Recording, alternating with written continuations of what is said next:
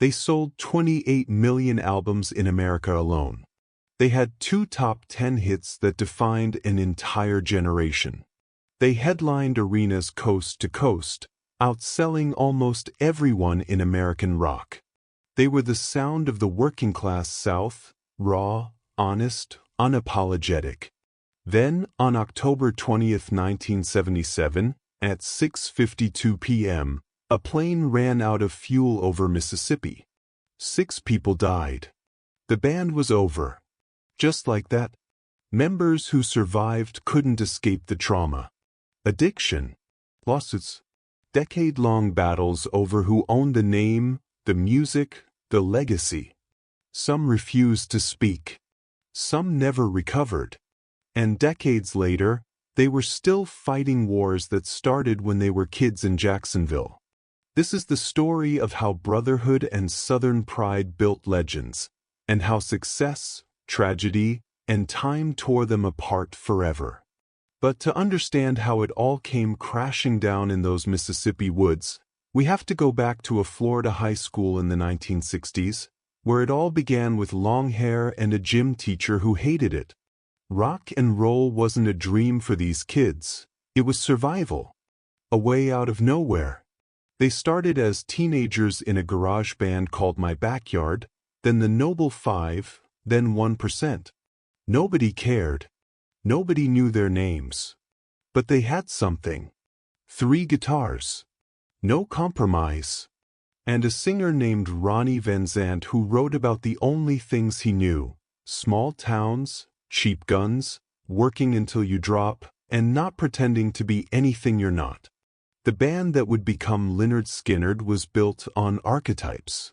Ronnie Van Zant, the visionary, the lyricist, the frontman who never wanted to be a star, just wanted to tell the truth. Gary Rossington, the engine, the guitarist who never stopped, whose riffs became the skeleton of their sound. Alan Collins, the wild card, explosive, emotional, the lead guitarist whose solos could make you weep or make you lose your mind.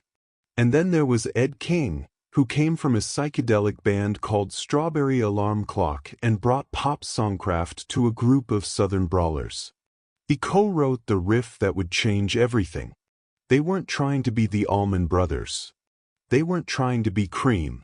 They wanted to be louder, harder, bluesier, 3 guitars attacking at once, no apologies, no polish. Their name? A joke. A middle finger to Leonard Skinner, their high school gym teacher who enforced rules about boys' long hair. They spelled it wrong on purpose. Made it look foreign. Made it impossible to forget. What made them different was the attack. The 3-guitar wall. Rossington, Collins, and King trading solos, building riffs on top of riffs, creating this southern storm of sound that nobody else was doing. Fans latched onto it because it felt dangerous and honest. Critics dismissed them as redneck noise. Their first break came when Al Kooper, keyboardist for Bob Dylan, founder of Blood, Sweat and Tears, saw them play and knew immediately. He signed them to his Sounds of the South label and took them into the studio.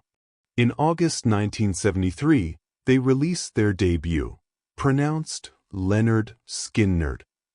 And on that album was a 9-minute closing track with a guitar solo that seemed to never end. A song called Free Bird. It wasn't a hit right away. It was too long, too weird, too Southern. But even in the beginning, the seeds of destruction were already there. They had no creative control. They were on a treadmill. Tour, record, tour, record. The industry wanted hits. The fans wanted anthems. And Ronnie Van Zant just wanted to write songs that mattered. The pressure was building. The lifestyle was diverging. And nobody was paying attention to the cracks. And on it is a song with a riff so simple, so undeniable, that it becomes unavoidable. Sweet Home Alabama. It hits number 8 on the Billboard Hot 100. It's everywhere. Radio. Jukeboxes. parties, stadiums. It's the kind of song that defines a moment in American culture. Whether you love it or hate it, you know every word. People think it's a diss track aimed at Neil Young. It's not. It's a conversation. A playful pushback against Young's songs Southern Man and Alabama, which painted the South with a broad, accusatory brush. Ronnie Van Zant wore a Neil Young t-shirt on the cover of Street Survivors years later. Mutual respect. Not a feud. But beneath this triumph, something else was happening. Free Bird gets re-released as a single in 1974 and climbs to number 19. Suddenly, Lynyrd Skynyrd isn't just a band, they're a movement. The three-guitar attack becomes their signature. Southern rock becomes a genre. Their second album, Second Helping, hits the Billboard Top 10. So does Nothin' Fancy in 1975, peaking at number 9. They're headliners now, touring non-stop, opening for The Who on the Quadrophenia tour, stealing the show every night. What fans didn't see was the grind, the relentless touring, the pressure to deliver, the lifestyle divergence starting to show. Some members wanted to stay grounded, others were drowning in excess. Ronnie Van Zant wanted control over the music. The label wanted radio hits. And that's where the trouble began. In 1976, they release a live album, One More from the Road, recorded at Atlanta's Fox Theater. It goes multi-platinum, becoming one of their best-selling records ever. The shows were part of a campaign to save the historic venue from demolition. Lynyrd Skynyrd wasn't just playing music. They were part of the culture, part of the fight to preserve something real. But the real cost was building quietly. Touring non-stop meant exhaustion. It meant addiction creeping in. It meant egos clashing. Ed King leaves the band in 1975 after Nothin' Fancy. Tired of the pressure, tired of the road. Gimme Back My Bullets in 1976 charts lower than their previous albums, barely cracking the top 40. Internal struggles are showing. Lineup changes are destabilizing the chemistry. Money is rising. Media demands are exploding. Responsibility is falling unevenly. Ronnie Van Zant is carrying the weight of the vision while everyone else is just trying to survive the tour. By 1976 and 1977, Lynyrd Skynyrd is one of the top-grossing live acts in American rock. They're headlining arenas. They're on magazine covers. They're the sound of a generation. But beneath the surface, the foundation is cracking. It's their most mature album. Their most ambitious. The addition of guitarist Steve Gaines has reinvigorated the band. Critics are raving again, saying this is the record that proves Skynyrd isn't just a singles band, they're artists. The album hits number 5 on the Billboard 200. It's certified double platinum. The cover shows the band standing in a street, flames superimposed around them, looking like southern rock gods walking through fire. It's supposed to be their crowning moment. The album that cements their place in rock history forever. 3 days after its release, Lynyrd Skynyrd is in the middle of the Street Survivors tour, on their way to becoming the biggest rock band in America. But that moment of glory was also the beginning of the end. Because while they looked unstoppable on stage, everything off stage was held together by duct tape and desperation. The plane they were flying in, a Convair CV-240, chartered from a small Texas company, was falling apart. Band members had complained about it. Ronnie Van Zant had joked about dying in a plane crash. Cassie Gaines, their backup singer, had a bad feeling and almost didn't board. They ignored the signs. They had a show to play. They had an empire to build. And on October 20, 1977, that empire came crashing down in a Mississippi swamp. The plane is flying from Greenville, South Carolina, to Baton Rouge, Louisiana. They're scheduled to play at LSU that night. There are 26 people on board, 24 passengers, 2 pilots. Somewhere over Mississippi, The engines start sputtering. Fuel exhaustion. The gauges were wrong. The crew miscalculated. They're out of fuel, and they're nowhere near an airport. The pilots try to make an emergency landing at Macomb County Airport, but they know they won't make it. The plane is dropping fast. They aim for a clearing in the woods. At 6:52 p.m., the Convair CV-240 slams into a heavily wooded area near Gillsburg, Mississippi, 5 miles northeast of town. The impact is catastrophic. Trees shred the fuselage. Metal twists. Bodies are thrown. 6 people are killed instantly. Ronnie Van Zant. The voice. The vision. Dead at 29. Steve Gaines. The guitarist who was supposed to be the future. Dead at 28. Cassie Gaines. Steve's sister, the backup singer who almost didn't board. Dead at 29. Dean Kilpatrick. Assistant road manager. Dead. And both pilots, Walter McCreary and William Gray. Dead. 20 people survive. Barely. Gary Rossington, multiple fractures. Alan Collins, spinal injuries. Artemis Pyle, the drummer, walks through the swamp with broken ribs and a damaged chest, finds a farmhouse, gets help. He's covered in blood, screaming for someone to call for rescue. The crash site is in a swamp. Rescue efforts are slow, agonizing. Some survivors lie in the wreckage for hours before help arrives. The National Transportation Safety Board later rules it fuel exhaustion due to crew error. Preventable. Stupid. Tragic.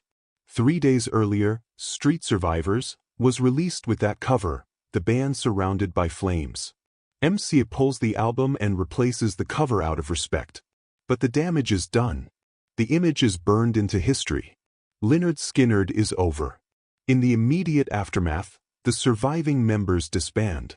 There's no discussion of continuing. How could they? Ronnie Van Zant was the heart, the soul, the voice. Without him, there is no Lynyrd Skynyrd. The survivors scatter. Some try to recover physically, years of surgeries, rehab, chronic pain. Gary Rossington and Alan Collins both endure lifelong health issues from the crash. Some spiral. Addiction takes hold. Trauma festers. Guilt eats away at them. Why did they survive when Ronnie didn't? Why were they spared? For nearly a decade, there's silence. No new Lynyrd Skynyrd albums. No reunion talks. Just grief, lawsuits, and the slow, painful work of trying to rebuild shattered lives. But the music doesn't die. Free Bird and Sweet Home Alabama stay in rotation on rock radio. New fans discover the band through classic rock stations, through their parents' record collections, through movies like Forrest Gump. The legend grows even as the band stays dead. And then, in 1987, 10 years after the crash, something unexpected happens. The surviving members agree to a tribute tour. Just a tour. Just to honor Ronnie, to honor the music, to honor what they built together. Ronnie's younger brother, Johnny Van Zant, steps in as lead singer. Gary Rossington anchors the band as the last original member still able to play. It's supposed to be a one-time thing, a farewell, a moment of closure. But the fans show up, thousands of them. And they're not there to mourn, they're there to celebrate. They're there to hear the songs that shaped their lives. They're there to prove that Skynyrd isn't just a memory. The tribute tour becomes a reunion. The reunion becomes a new band. And for a moment, it feels like healing. But the story wasn't over. Decades later, the battle became about legacy. Who owns the name Lynyrd Skynyrd? Who has the right to tell the story? Who gets to profit from the music, the image, the mythology? Legal agreements are drawn up between surviving members and the estates of the dead. Restrictions are placed on how the name can be used, how the story can be told, who can make movies or documentaries. In the 2010s, Artemis Pyle, the drummer who survived the crash and walked through the swamp for help, tries to make a film about the plane crash. The band's estate sues him. They argue he doesn't have the right to use the Lynyrd Skynyrd name or likenesses without permission. The lawsuit drags on for years. Pyle argues it's his story too. He was there, he survived, he has the right to tell it. The estate argues that the Skynyrd name belongs to them, and no one else gets to profit from the tragedy. It's not about the music anymore. It's about money. It's about control. It's about who gets to define what Lynyrd Skynyrd means. One by one, the classic-era members pass away or retire. Allen Collins dies in 1990 from pneumonia, his body ravaged by years of addiction and a 1986 car crash that left him paralyzed. Leon Wilkeson dies in 2001. Billy Powell dies in 2009. Gary Rossington, the last founding member, the last original link to the Jacksonville teenagers who started it all, dies in 2023. And with each death, the legacy becomes more mythologized, more distorted, more fought over. The modern touring lineup continues to perform under the Lynyrd Skynyrd name, with Ronnie Van Zant still singing, still carrying his brother's legacy. They play the hits, Free Bird, Sweet Home Alabama, Simple Man, in arenas and amphitheaters, to crowds who never saw Ronnie Van Zant perform but know every word. In 2006, Lynyrd Skynyrd is inducted into the Rock and Roll Hall of Fame. Kid Rock introduces them. Surviving members take the stage. It's an acknowledgement of their place in history, their influence on generations of rock bands.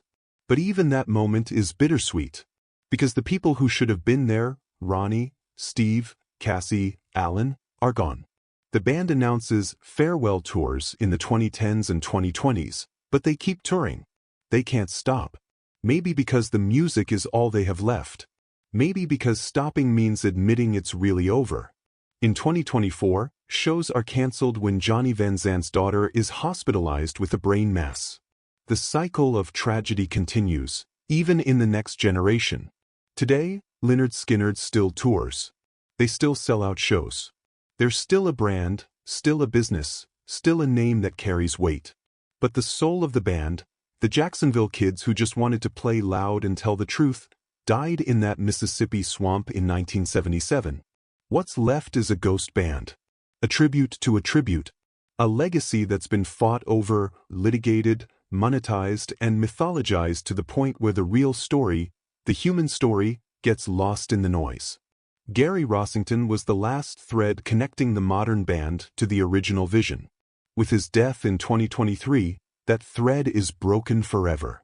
The name still exists. The songs still play. But Lynyrd Skynyrd, the band that Ronnie Van Zant built, that Gary Rossington and Allen Collins and Steve Gaines played in, that crashed in a Mississippi swamp at the height of their power, that band is gone. And maybe that's the real tragedy. Not just the plane crash. Not just the deaths. But the fact that success created something so big, so valuable, so fought over, that the original dream, the brotherhood, the honesty, the music, got buried under decades of lawsuits and legacy wars. Ronnie Van Zant once said he didn't want to be a star. He just wanted to write songs that mattered. He did. And 28 million albums, countless radio plays, and 47 years later, those songs still matter.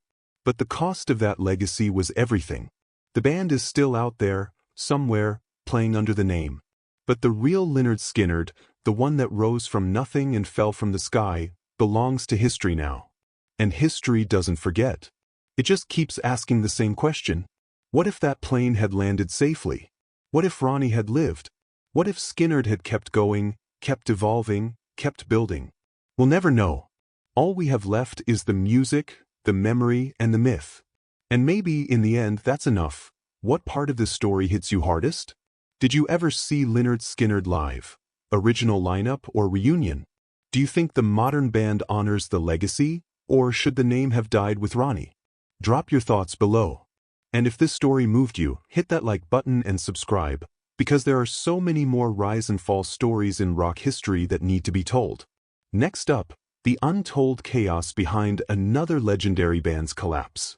You won't believe what really happened. See you there.